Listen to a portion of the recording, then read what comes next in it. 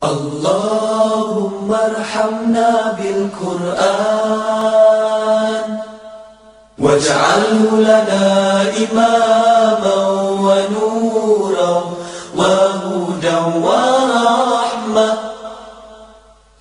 اللهم ذكرنا منه ما نسينا، علمنا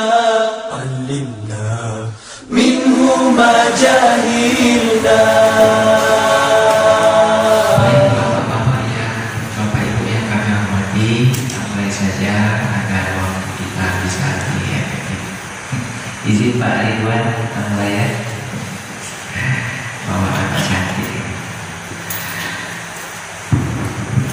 Untuk jemaah Masjid Al-Quba kita seperti biasa ya, kita beri pantun. Naik motor Jupiter MX, tidak lupa baca bismillah. Bapak Ibu yang masih cuek, tolong jawab salam saya. Assalamualaikum warahmatullahi wabarakatuh. Alhamdulillah, ternyata ibu-ibunya rame Bu ya, ada 200 semua di belakang. Alhamdulillah Bu ya. Hamdan wa syukran ilallah, salatan wa salaman ala Rasulillah sallallahu alaihi wasallam. Puji dan syukur kita haturkan kepada Allah Subhanahu wa taala. Salawat dan salam kepada baginda Rasul sallallahu alaihi wasallam. Yang kami hormati pemerintah setempat, kita di RT 60 RW 07 Kelurahan Sungai Selica. Kemudian juga yang kami hormati segenap pengurus masjid yang alhamdulillah hadir bersama kita, Ketua Masjid Al-Quran 7, sekretaris serta perangkat masjid yang lainnya. Dan ucapkan terima kasih Bapak sudah direpotkan dengan kehadiran saya di sini ya. Cak jamunya dari mana dari jamaah kita ini dapatnya. Yang kami hormati pula segenap tokoh agama, tokoh masyarakat di wilayah Masjid Al-Quba 7 yang alhamdulillah walaupun sibuk dengan kegiatan masing-masing, cuman berkenan untuk silaturahmi duduk bersama kita dalam rangka berzikir kepada Allah Subhanahu wa taala. Serta terima kasih juga ibu-ibu sudah hadir bersama kita. Ibu bapak yang kami hormati, insya Allah sebentar lagi kita memahami bersama, kita memasuki pergantian tahun Masehi dari tahun cantik 2020 menanjak menuju 2021, masih di tahun cantik juga 2021. Oleh sebab itu ada beberapa hal yang mungkin perlu kita sampaikan, kita ingatkan agar kita semua di dalam masuk di tahun baru nanti bisa lebih sukses dan berhasil. Bapak yang kami hormati, pertama Pak adalah kita berdoa dulu Pak kepada Allah Subhanahu wa taala, kiranya masih dipertemukan kembali di tahun baru. Penting kita berdoa Pak agar bisa dipertemukan kembali di tahun baru. Sebab Bapak kalau kita pikir-pikir lagi, ternyata kalau kita berdoa ingin memasuki tahun baru, setiap tahun berdoa dan dikabulkan oleh Tuhan tiap tahun, berarti kita itu tidak meninggal-ninggal, tidak mati-mati, tidak wafat-wafat. Tahun ini berdoa dikabulkan panjang umur, tahun depan berdoa lagi dikabulkan panjang umur. Loh, kalau dikabulkan terus berarti kita tidak meninggal-meninggal, tidak mati-mati. Akan tetapi rumusnya tidak demikian. Ternyata walaupun meninggal itu rahasia Bapak ya, rahasia Allah, baginda Nabi Muhammad tidak tahu, tapi ada tahu ciri-cirinya. Ternyata kalau kita baca banyak buku Bapak Ibu, ternyata ada indikasi kita itu bakal tahu rumus Tuhan mencabut nyawa atau asistennya malaikat Israfil. Kita klasifikasi, kita bagi ada 3 model minimal Pak ya, cara Tuhan mencabut nyawa manusia. Pertama dikenal dengan rumus SST. Apa Ustaz Syarif SST? Aku Pak Ridwan SST. Rupanya SST itu singkatan Pak Haji. Singkatan dari suka-suka Tuhan. Jadi suka-suka Allah Subhanahu wa Ta'ala ingin mencabut nyawa hambanya itu dalam kondisi dan usia berapa. Ada yang masih bayi, masih anak-anak, masih usia produktif, usia muda. Ada yang lambat hingga usia senja, hingga pikun dan lain sebagainya. Rumusnya adalah ternyata SST, suka-suka Tuhan. Pun demikian ada yang meninggal kecelakaan, sakit ini dan itu, ada yang sedang tersenyum meninggal, ada yang sedang nyender. Pokoknya banyak cara Tuhan ingin mengambil nyawa kita. Itu yang pertama Pak ya. Berikutnya ternyata cara Tuhan mengambil nyawa kita itu dengan rumus 7. 7 itu maksudnya 7 hari. Kalau tidak Minggu, Senin, kalau tidak Senin, Selasa, Rabu, Kamis, Jumat, Sabtu. Kisaran hari itu. Ada lagi Pak Ridwan kita sampaikan rumus Tuhan mengambil nyawa itu dengan rumus 12 bulan. Kalau tidak Januari, Februari, Maret, April. Kalau tidak Muharram, Safar, Rabiul Awal, Rabiul Tsani dan seterusnya. Bapak yang apa? Jadi itu kita ulangi menyambut tahun baru ini, sama-sama kita bermunajat kepada Allah Subhanahu wa Ta'ala. Kiranya Allah masih berkenan mengabulkan doa kita dan kita mohon masih diberi kesempatan untuk bisa lebih lama dan lebih banyak mengabdi beribadah kepada Allah Subhanahu wa Ta'ala. Itu Pak ya, kita sama-sama berdoa. Terus terang kalau kita perhatikan Allah itu sebenarnya tidak terlalu sayangnya dengan usia kita. Apa sih itu? Sebab setiap hari di dunia ini ada yang meninggal, setiap hari ada yang melahirkan. Pun katakanlah setiap hari ada yang ancang-ancang untuk melahirkan, yaitu orang yang nikah. Maka sebenarnya biasalah ya, tidak terlalu sayang. Kita yang mesti harap cemas, harap betul agar kiranya kita masih diberikan usia, agar kita memanfaatkan dengan sebaik-baiknya Bapak Ibu yang saya hormati.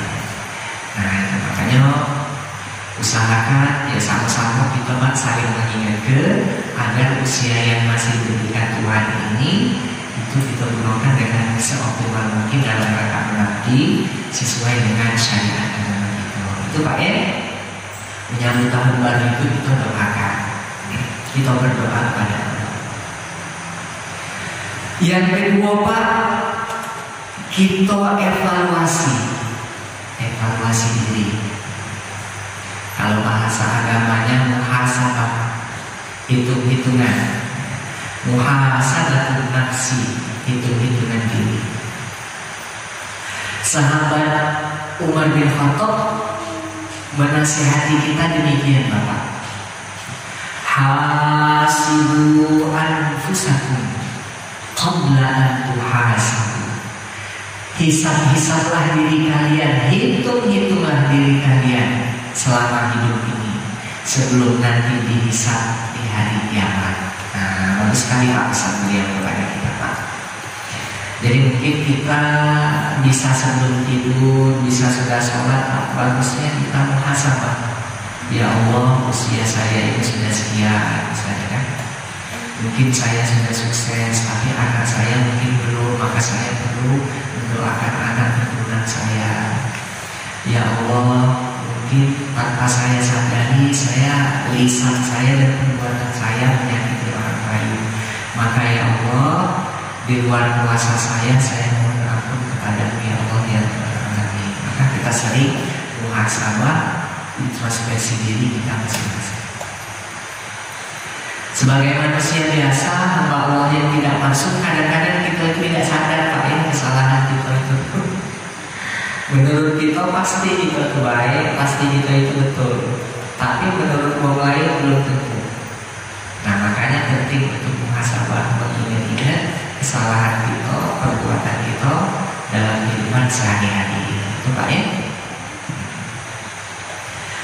Atau muhasabah yang lain Bapak yang kami hormati adalah target hidup kita selama 1 tahun ini. Ya tentu sebagai manusia yang dinamis, kita punya target dalam hidup kita. Ya mungkin misalnya kita punya target anak kita sarjana misalnya, atau kita punya target usaha kita meningkat, kita punya target memiliki kendaraan misalnya dan sebagainya. Nah itu bisa kita evaluasi selama 1 tahun ini, ada target yang telah terpenuhi atau ada target yang belum terpenuhi. Itu bisa kita evaluasi. Atau target agama seperti Ustaz Syarif misalnya, target agamanya misalnya sekian juz, atau targetnya tahun ini khotam misalnya hafalannya. Tapi mohon maaf karena kendala COVID, kasih pula ada COVID disalahkan terus.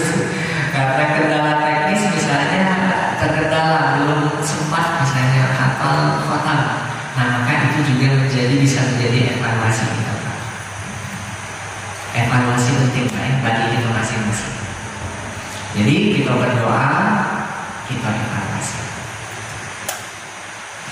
Yang ketiga Pak, kita punya planning. Sebagai manusia yang dinamis, hamba Allah yang baik, kita mesti punya planning. Planning itu disesuaikan dengan kondisi kita masing-masing. Jadi kita tidak boleh semacam pasrah dalam hidup ini. Kita harus berusaha Pak. Tawakal itu dalam agama yang benar adalah ba'das sa'i, setelah usaha. Ya. Jadi kita punya cita-cita, kita punya target, itu wajar dan bahkan harus. Nah tetapi targetnya itu lagi dipotoin targetnya itu harus kita pasang dengan sebaik mungkin. Masalah kemudian nanti tercapai atau tidak, itu nanti urusan Allah Subhanahu wa Ta'ala. Yang penting kita pasang target, kemudian target itu kita sesuaikan dengan roadmap-nya, dengan pelaksanaannya, tata laksananya, maka nanti hasilnya akan diingat. Seperti Ustaz Syarif kalau imam sering baca akhir surah Al-Baqarah ya Ustaz ya. Ya, la yukallif, Pak Haji juga sering ya, la yukallifullahu nafsan illa wus'aha. Kata-kata wus'un, atau kalau bahasa sederhananya, Allah tidak akan membebani suatu hamba kecuali sesuai dengan kadar kemampuan. Nah, kadar kemampuan di situ dari kata wus'un. Ternyata kalau kita baca tafsirnya, wus'un itu adalah as-sa'yul akhir, usaha optimal, usaha terakhir. Jadi Tuhan Allah itu ingin melihat bagaimana usaha kita. Usaha yang dimaksud adalah usaha maksimal kita. Nah, gitu Bapak. Jadi bukan sudahlah yang penting Tuhan juga tahu. Aku sudah usaha, hasilnya serahkan dengan Tuhan. Bukan seperti itu. Tapi usaha akhir yang kita benar-benar gigih ya, mencapai target hidup kita. Nah maka itu yang konteks ayat itu. Tuhan tidak membebani suatu kaum, suatu hambanya, kecuali dia telah menunaikan tugas ini akhir usaha ditingkatkan. Nah, makanya Bapak sama-sama Bapak, ya, kami, saya pribadi, kemudian Bapak masing-masing, Ibu juga Bu, kita punya target masing-masing Bu. Target yang bagus itu adalah target yang realistis, yang kira-kira kita bisa menggapainya. Kalau target yang tidak realistis, namanya angan-angan, nah itu tidak diajukan dalam agama. Target yang realistis yang kira-kira bakal bisa dicapai. Itu yang ketiga Pak. Yang keempat Bapak, menghadapi tahun baru ini hendaknya kita jangan merayakannya secara berlebihan seperti umat-umat di luar Islam tentunya. Pesta orang, euforia, maka itu tentu agama kita tidak mengajarkan demikian. Hadisnya disebutkan jelas Bapak, man tasyabbaha biqaumin fahuwa minhum. Siapa wong yang menyerupai suatu kelompok, maka dia masuk dalam kategori kelompok itu. Aduh, ya mungkin tidak usah jauh-jauh lah ngomongin uang Pak. Kadang-kadang kita juga Pak, ketika malam tahun itu asik nengok kembang api dengan beragam motifnya Pak ya. Ketika dinyalakan, maka kita kagum dengan api. Kalau kagum sebatas seni mungkin wajar Pak ya. Tapi dikhawatirkan nanti lebih dari situ, kagum dengan apinya, maka kita dikhawatirkan untuk bisa menjadi kelompok majusi ya, yang menuhankan api. Maka kita usahakan jangan ikut-ikutan menyalakan kembang api. Sisi yang lain, mudaratnya lebih besar Bapak. Ada sikok wong, lihatlah nanti Pak di berita, pasti ada biasanya yang ketika menyalakan kembang api mercon itu meledak di tangan Pak ya. Meledak di tangan.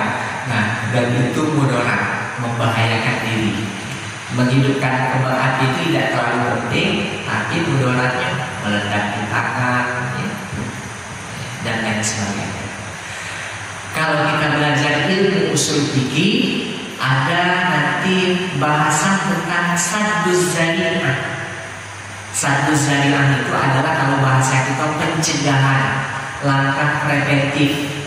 Jadi kalau bisa yang tidak wajib, yang membahayakan itu kita cegah, jangan kita lakukan. Karena dampaknya walaupun seru, laras, tapi ada sisi negatif dari kembang api itu Bapak. Atau ada juga dengan membanggakan trompet Bapak. Ya kita kadang-kadang Pak yang beli ke anak kita, cucu kita trompet. Nah maka dikhawatirkan akan mengikuti kaum Nasrani ini. Maka kita jangan usahakan demikian. Atau ada juga dengan pesta apa ya, pesta seks antara laki-laki dan perempuan di tempat-tempat tertentu misalnya Pak ya, kita tidak usah sebut tempatnya misalnya. Nah maka itu tidak sesuai dengan syariat Islam. Kita punya agama, punya aturan yang membuat kita selamat, ya selamat secara kesehatan, selamat dunia dan akhirat. Kita punya itu. Makanya Bapak Ibu yang kami hormati, agama kita sangat sayang kepada kita, sehingga dalam hadis lain disebutkan ma min mauludin illa yuladu 'alal fitrah. Bayi yang dilahirkan itu sesungguhnya dalam kondisi suci fitrah. Fa abawahu yuhawidanihi, maka orang tuanya lah yang menjadikan dia Yahudi, aw yumajjisanihi, atau membuat dia menjadi orang Majusi, Awinas Yunani, atau menjadikan dia seolah-olah seperti orang Nasrani. Nah Bapak, melalui hadis ini kita ingatkan kita bersama, mudah-mudahan kita Pak jangan menjadikan anak kita, cucu kita, keturunan kita yang awalnya mereka itu suci, tapi kita jadikan Nasrani, Majusi, dan Yahudi. Gara-gara kita latah merayakan tahun baru dan lain sebagainya.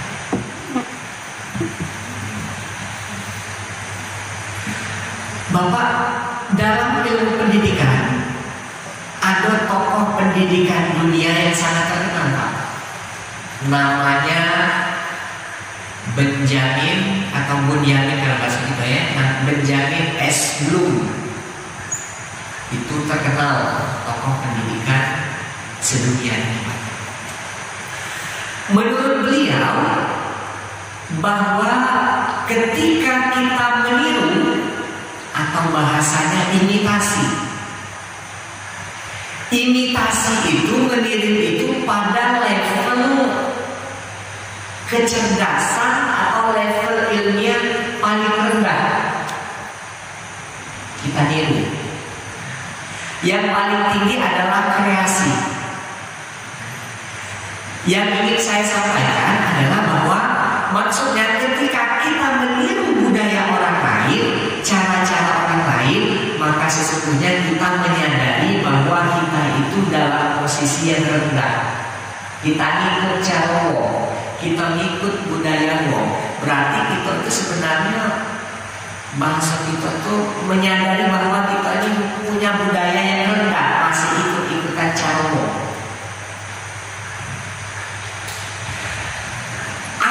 Menjadi paling tinggi ketika kita itu pada level kreasi. Kreasi misalnya untuk membuat tahun baru ini kita buatlah acara yang mungkin jarang dilakukan di tempat lain, tapi bernilai ibadah, bernilai positif. Kegiatan-kegiatan untuk mungkin memajukan masjid kita, memajukan jamaah kita, memajukan anak-anak kita, atau ada program-program yang itu sudah sangat maju Pak ya, maka itu sebenarnya Pak itu pada level tertinggi Pak, sudah pada level kreasi. Harapan kita Pak setelah kita diskusi cak ini, kedepannya kalau bisa kita itu kurangi ikut cara-cara yang yang maksudnya cara-cara umum yang tidak sesuai dengan itu. Kalau bisa kita berkreasi dewe yang bagus. Nah, itu Pak. Gitu Pak ya.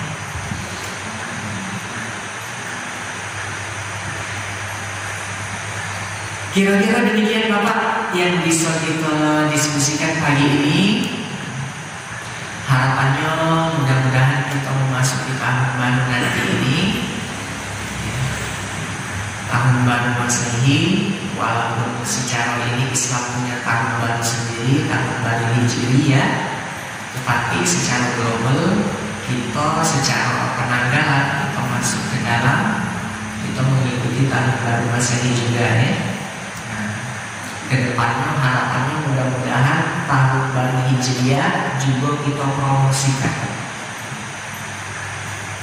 Kita ini Pak sebenarnya kalah di promosi Pak. Kalau dalam ilmu komunikasi kita belajar ada namanya propaganda Pak ya. Propaganda. Salah satu propaganda itu jenisnya adalah name calling. Adalah propaganda dengan penyebutan dengan nama. Nah misalnya Islam di seluruh dunia dipropagandakan, diisukan dengan teroris, sehingga dunia takut dengan wajah Islam,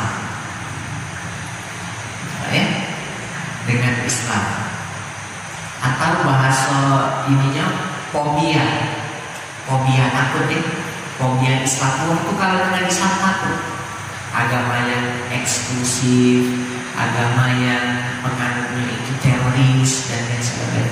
Karena memang dipropagandakan oleh media dan apa namanya di luar kita itu memang demikian.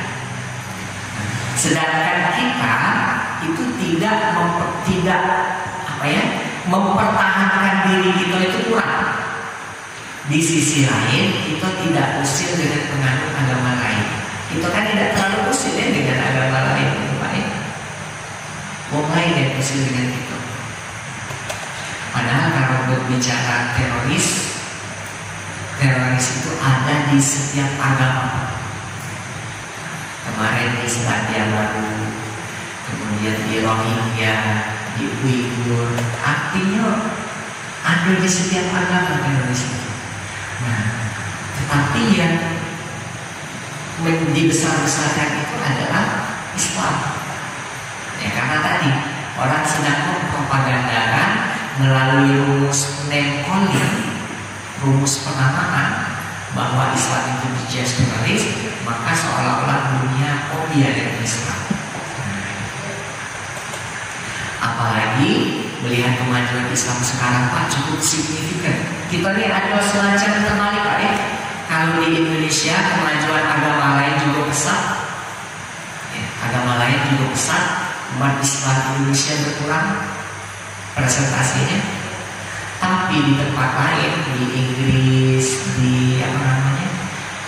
di Cina Pak ya, kemudian di Jerman, terakhir di Prancis pasca adanya penghinaan terhadap karikatur justru menambah jumlah pemeluk agama Islam. Ternyata sejak itu juga Pak ceritanya membuat orang simpati juga dengan adanya kasus itu. Sisi positif Pak ya, menurut orang tertarik untuk masuk Islam. Jadi saya pikir itu Bapak Ibu yang kami hormati ya, diskusi kita pada pagi hari ini. Harapannya adalah mudah-mudahan kita, keluarga kita, keturunan kita dalam menyikapi tahun baru ini dengan kegiatan-kegiatan yang positif. Kita berdoa kepada Allah, kita muhasabah, kita evaluasi diri, kita sujud syukur. Kalau mungkin kita bersedekah, ya kita ajak umum yang mungkin untuk bisa kita kasih, kita berbagi bukti wujud syukur kita. Dan kita tidak usah ikut-ikutan kegiatan yang kurang bermanfaat. Apalagi pemerintah, saya nulis berita, ya ceritanya Pak Haji saya juga baru aktif Pak ya di media online Pak Haji.